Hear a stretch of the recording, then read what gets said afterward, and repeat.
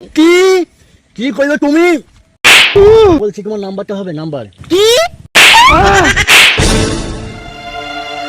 আমি আর তোমার সাথে থাকতে চাই না, চলে যাও আমার জীবন থেকে। তোমার এই মুখটা আর আমাকে কখনো দেখাবে না, বুঝতে পেরেছো?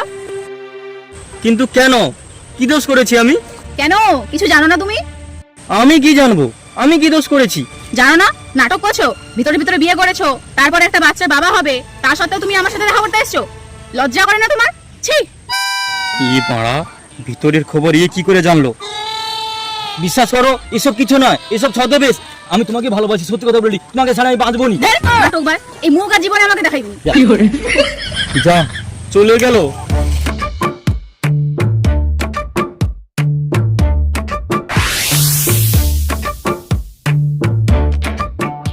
কি রে চলুন, কাই যাবি?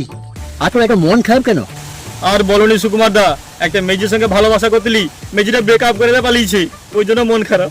ও আচ্ছা আচ্ছা আচ্ছা, সে তো খুব ভালো কথা। কোথায় হয়েছে? হ্যাঁ, আমার এটি ব্রেকআপ হয়েছে আর তুমি শালা বলছো ভালো কথা।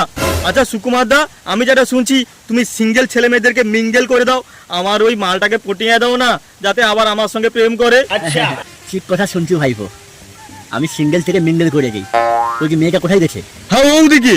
ওইদিকে? তাহলে চলে আয়।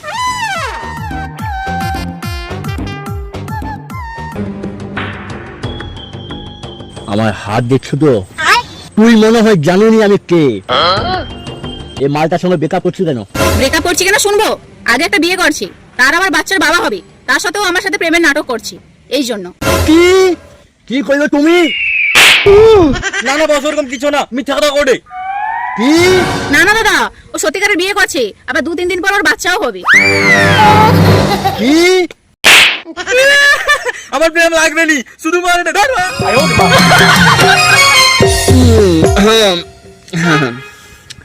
ও কিন্তু বিয়ে হচ্ছে। अच्छा আমি কিন্তু সিঙ্গেল আছি, চাইলে আমার সঙ্গে ও প্রেম টেম করতে পারো। বলছি তোমার নাম্বারটা হবে নাম্বার। কি?